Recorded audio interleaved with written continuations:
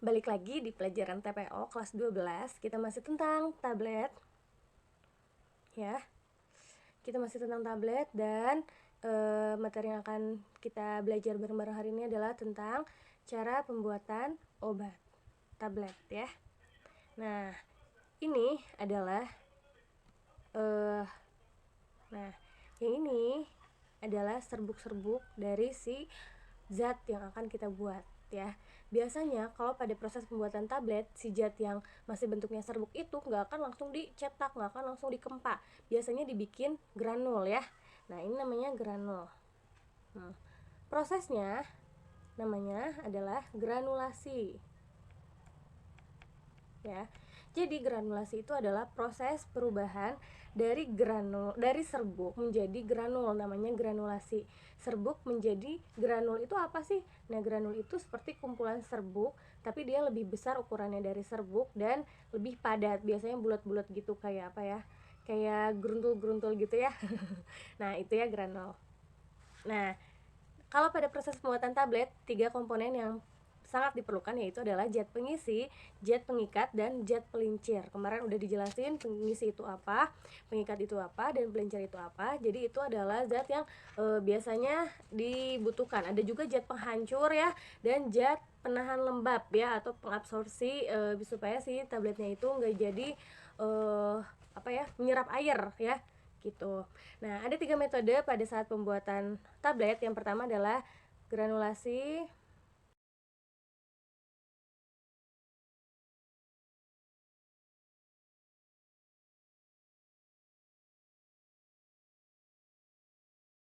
ya.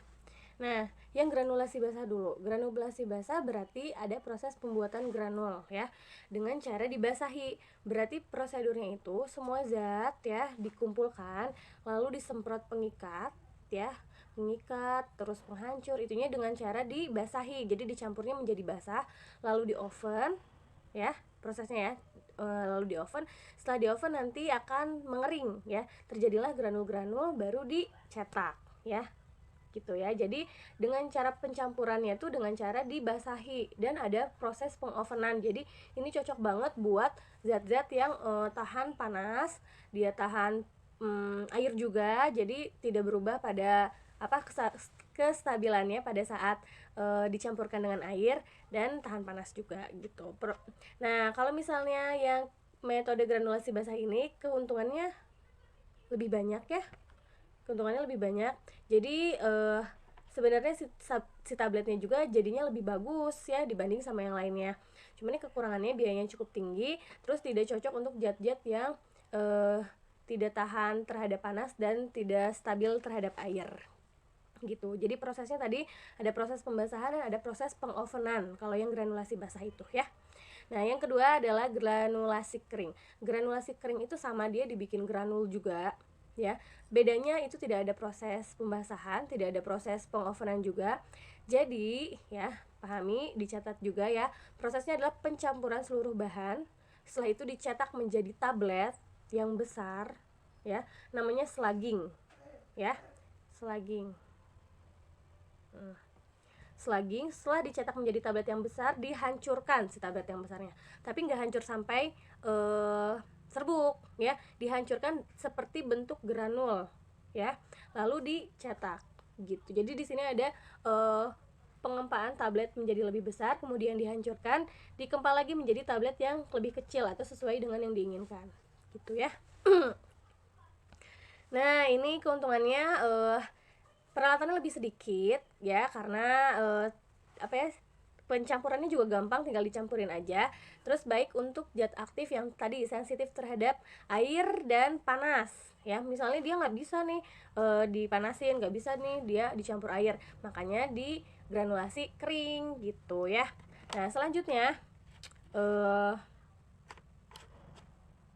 kekurangannya ini ya.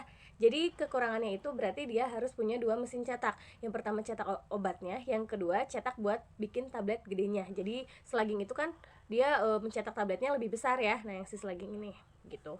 Yang ketiga adalah cetak langsung. Cetak langsung itu berarti secara bahasa itu langsung dicetak ya, dicampur langsung dicetak, nggak ada perlu proses pengempaan lagi, nggak yang pembasahan. Jadi ketika obat dicampurkan semuanya dengan komponen-komponennya itu langsung dicetak ya, langsung dicetak dijadikan tablet ya. Kekurangannya banyak tapi kelebihannya juga banyak ya. Kelebihannya itu lebih ekonomis, lebih singkat waktunya, terus waktu hancurnya lebih lebih cepat gitu. Tapi kekurangannya adalah yaitu si tabletnya mudah rapuh, dia ketika pengemasan juga kemungkinan mudah rapuh juga, jadi si tabletnya itu bentuknya nggak sama karena ada yang melekat di dinding, ada yang gimana-gimana. Nah itu ya, itu kekurangan kelebihan dari cetak langsung ya.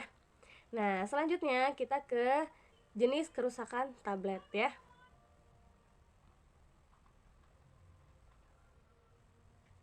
Ya, jadi kerusakan tablet yang pertama ada yang namanya binding. Ya, binding itu adalah kerusakan tablet akibat melekat pada dinding dari si cetakan atau punch ya, atau dia susah dikeluarkan ya dari cetakannya ya. Biasanya terjadi pada saat dia melepaskan dari cetakan si tablet itu ya. Yang kedua adalah sticking atau picking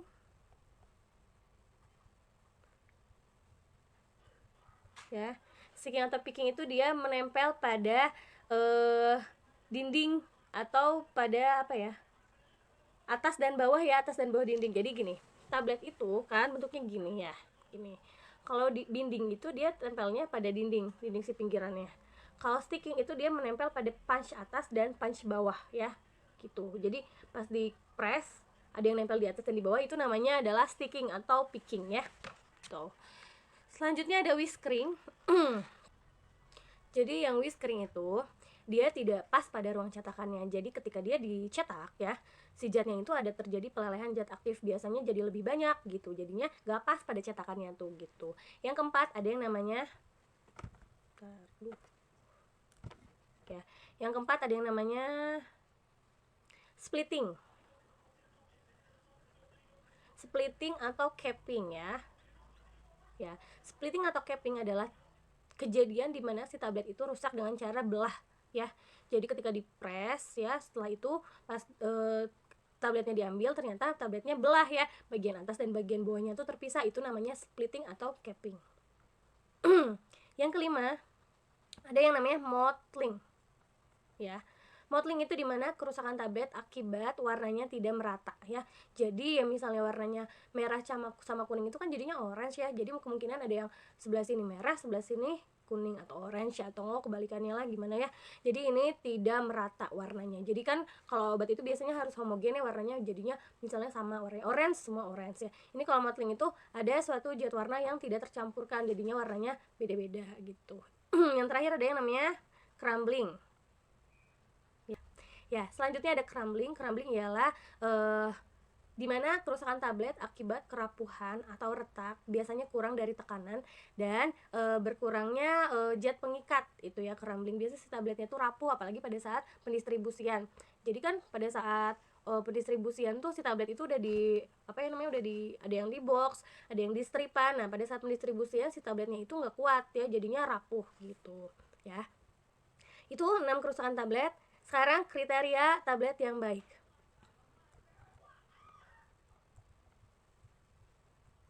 Ya. Kriteria tablet yang baik yang pertama dari kekerasannya ya. Jadi si tablet itu tidak boleh terlalu keras, tidak boleh terlalu rapuh. Nah, yang pertama kekerasan tablet. Nah, obat itu tidak boleh terlalu keras, tidak boleh terlalu rapuh. Kalau terlalu keras nanti si obatnya itu susah untuk didistribusikan di dalam tubuh. Jadi susah larutnya, susah hancurnya. Nah, itu kalau terlalu keras. Tapi kalau terlalu rapuh nanti si obatnya itu susah juga dibawa kemana-mana ya. Takutnya pada saat transportasi jadinya lebih cepat hancur si tabletnya. Jadi bukan tablet, pas nyampe di tangan pasien jadinya serbuk gitu ya. Nah, kekerasan itu ada tesnya ya, biasanya kayak hardness tester. Jadi dihancurin si obatnya itu kayak kayak alat jangka sorong ya. Jadi jangka sorong tuh kayak gini, si tabletnya di sini nanti dijepit, ada ukurannya. Nah itu nanti ada kekuatan si tabletnya atau kekerasan si tabletnya segimana sih gitu. Keseragaman bahan aktif, keseragaman bahan aktif ya. Ya, ini bahan aktifnya harus seragam ya. Misalnya si paracetamol 500 mg, sisanya zat pengisi, zat pewarna dan lain-lain ya. Nah, yang lainnya juga harus kayak gitu ya. Si zat aktifnya harus sama, harus sesuai ya. Tablet satu dengan tablet yang lainnya, karena kita produksi biasanya nggak satu tablet atau dua tablet kan, kita produksinya ribuan, makanya di sampling biasanya berapa zat, beberapa tablet itu diambil lalu diuji ya isinya apa aja gitu. Tapi kita pencampurannya emang harus udah betul ya. Yang ketiga, keseragaman tablet. Keseragaman tablet itu, jadi kita harus pada saat kita bikin tablet yang banyak itu, kita sampling terhadap tablet yang kita bikin. Misalnya kita bikin 1000, kita sampling 100. Dari 100 itu kita harus lihat si ukuran tablet itu benar-benar sama semuanya. Misalnya 100 mg, ya udah semuanya harus 100 mg. Kalau kurang lebih, kurangnya berapa, lebihnya berapa. Intinya harus sama. Jadi jangan yang ini 100, yang ini 99, yang ini 80, yang ini 60, nggak bisa gitu ya. Jadi harus punya keseragaman tablet. Jadi rentangnya tuh tablet yang oke tuh yang berapa sampai berapa gitu ya. Yang keempat ada proses penghancuran ya. Jadi ya. Nah, kayak tadi, proses penghancuran itu mirip dengan kekerasan. Jadi si obatnya itu ketika dia masuk ke dalam tubuh itu akan cepat hancurnya, atau hancurnya itu sesuai dengan apa yang diinginkan dari si pabriknya. Misalnya ketika dia minum obatnya hancur 10 menit lalu diserap tubuh, efeknya akan terjadi cepat. Nah, itu harus disesuaikan. Jadi kriteria obat yang baik itu kehancurannya itu sesuai dengan apa yang diharapkan dari si pabriknya itu ya. Yang kelima adalah keregasan ya. Ya, keregasan itu atau nama lainnya friability ya. Keregasan itu dimana si tablet hilang ya pada saat setelah guncangan. Kalau bisa si obatnya itu setelah diguncang itu tidak hilang, ya itu yang dinamanya obat yang bagus. Ketika dia bulat terus kita di tes keregasan ya, ternyata nggak jadi bulat ya, pinggirnya jadi ngelupas gitu, itu berarti tabletnya nggak bagus ya. Jadi ada keregasan gitu. Yang digunakannya alatnya friability itu seperti apa ya, kayak tempat lari hamster ya, tapi diputerinnya tablet semuanya. Jadi si tablet disuruh diguncang-guncang, apakah dia bentuknya akan tetap bulat seperti itu atau ada yang hancur, itu namanya tes friability gitu ya. Selanjutnya nanti tablet itu harus dikemas ya. Dikemasnya itu dengan kemasan yang tidak mengkontaminasi si tablet ya, dapat terlindung dari udara, dari cahaya, dan tidak mudah menguap atau misalnya misalnya dari benda-benda di luar, misalnya si obatnya itu kena air, kena api atau gimana, harusnya bisa terhindari dari itu. Terus si desainnya itu tertutupi ya, jadi si tabletnya itu tidak bisa dibuka, tidak bisa dilihat dalamnya kalau si tabletnya itu tidak dibuka. Jadi harus terlindungi isinya, desainnya gitu ya. Selanjutnya ukurannya itu harus dapat diterima ya, tidak bisa terlalu besar, tidak bisa terlalu kecil juga. Kalau terlalu besar kan kasihan ya pasien yang minumnya juga gitu. Lalu si obatnya itu harus dapat dibuka oleh tangan ya. Jadi dia tidak harus cari gunting dan gimana-gimana, pokoknya intinya harus praktis ya. Lalu kalau bisa di luarnya itu ada keterangan ini obat apa, ini komposisinya apa, kegunaannya apa, terus harus ada kandungannya itu apa, terus kekuatan si tabletnya itu berapa miligram, karena kan ada yang namanya sama tapi miligramnya berbeda gitu ya. Paling segitu. Untuk praktek besok kita bawa form yang ibu kasih kemarin, semua formnya ya. Setelah semua formnya dibawa, kita akan responsi. Kita tidak akan dulu praktek buat hari Jumat sekarang, kita akan responsi tentang LSP ya, dipersiapkan catatannya dan lain-lainnya gitu. Sekian dari ibu. Assalamualaikum warahmatullahi wabarakatuh. Mohon maaf kalau ada kesalahan.